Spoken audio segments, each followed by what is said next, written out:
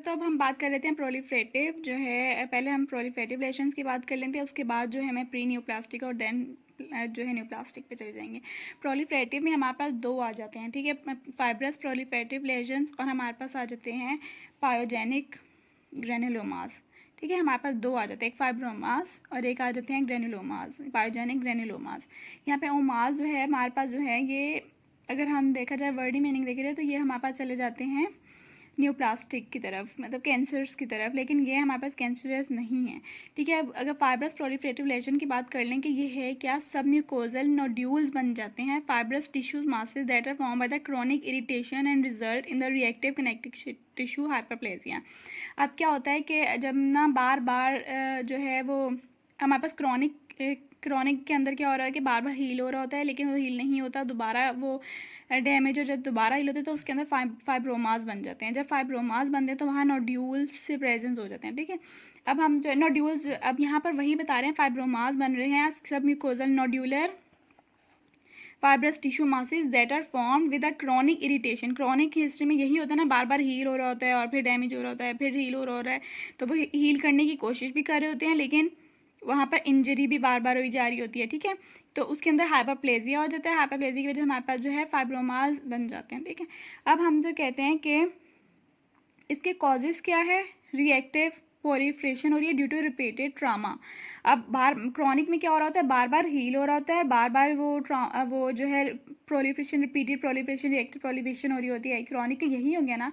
और जो हमारे पास साइट क्या होता है, कहाँ होता है, बक्कल म्यूकोजा में, ज़्यादातर बकल म्यूकोजा में होते हैं। और इसका जो ट्रीटमेंट है हमारे पास वो क्या है, सर्जिकल एक्सिजन जो हमारे पास ये बन रहे हैं उसको और जो है जिस वजह से बन रहे हैं लाइक वो हम ख़त्म कर दें, और जो है इसको सर्जिकल वो कर दें तो हमारे पास जो है ये ख़त्म हो जाते हैं। यही चीज़ें यहाँ लिखी हुई है, nodular fibromatosis that are form when the chronic irritation result in the reactive connective tissue hyperplasia. क्या हुआ, व्हेन क्रॉनिक इरिटेशन हो रही है, मतलब बार बार इरिटेशन हो रही है, हमारे पास क्या हुआ है, कनेक्टिव टिश्यू जो है उसकी हाइपरप्लेजिया हो रही है, हाइपरप्लेजिया हो रही है तो हमारे पास जो है फाइब्रोमा नोड्यूल्स बन रहे हैं, नोड्यूल्स बने तो हमारे पास फाइब्रोमा सख्ती जगह बन जाती है। ठीक है, ये हमारे पास ये हो गया।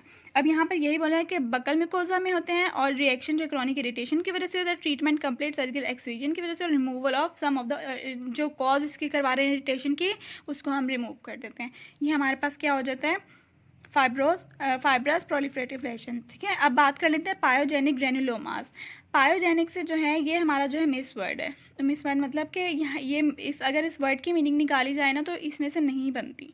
ठीक है, हमारे पास अगर देखा जाए तो अगर मैं यहाँ पर आपको समझा देती हूँ, ये देखें, अब हमारे पास क्या है, होता क्या है, gingiva of the children, young adult and the pregnant womens में richly vascular ulcerated red to the purple colour. ठीक है, अब ये हमारे पास क्या होता है कि ना जिसको हम कैपिलरी हेंजियोमा का नाम दे देते हैं, यहाँ पर भी लिखा हुआ आता है, ये मैंने यहाँ पर नोट डाउन किया हुआ है, कैपिलरी हेंजियोमा के, ये देखें, the lesion are richly vascular जहाँ पर होना, और जो है टिपिकली आर अल्सरेटेड हो जाए, which gives them a red to the purple colour. जैसे मुंह के अंदर ना अक्सर बच्चों में होता है कि वो रेडिश पर्पल सा कलर हो जाता है। ठीक है, हम जो है वहाँ पर क्या हो रहा है, कैपिलरी हेंजियोमास, ये सिर्फ यही नहीं होता, बॉडी की और जगह पे भी होता है कैपिलरी हेंजियोमास, लेकिन यहाँ पर जो हो रहा है, यहाँ पर नाम नहीं दिया हुआ, लेकिन इसका ये होता है, मतलब in some cases growth can be rapid, raise fear of malignant neoplasm, ये मतलब मैलिग्नेंट है नहीं लेकिन हो सकते हैं। ठीक है,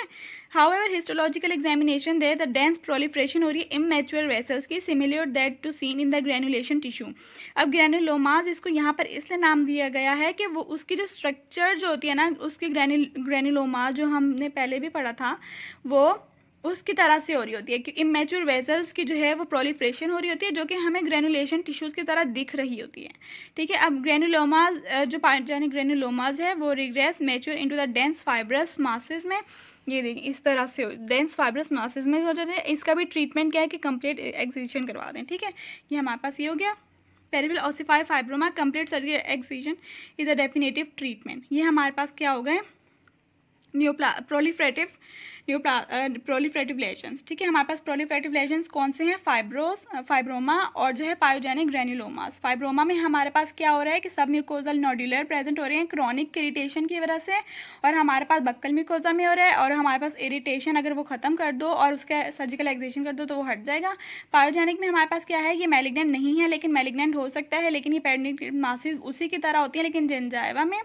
और जो है हमारे पास जो है अल्सरेटेड, इसमें क्या होता है कि कैपिलरी हेंजियोमास हो रही होती हैं। हमारे पास क्या है, कैपिलरी हेंजियोमास क्या है कि वेस्कुलर रिचली वेस्कुलर और टिपिकल एसलेट, मतलब वेसल्स के अंदर मसला हो रहा है। अनमैच्योर वेसल जो है वो प्रोलिफरेट करवा के हमारे पास ग्रेनुलोमास की तरह स्ट्रक्चर दे रही होती हैं, उसको हम कह देते हैं, ठीक है। ये हमारे पास ये हो रहा है। इसका भी हमारे पास फाइब्रस में चेंज हो जाता है, वो नोड्यूल फाइब्रस में चेंज होता है, उसके भी एक्सीजन करवा के हम ये करवा देते हैं। ये हमारे पास जो है फाइब्रस और पायोजेनिक ग्रेनुलोमास ये वो लेजेंड हो गए, ठीक है।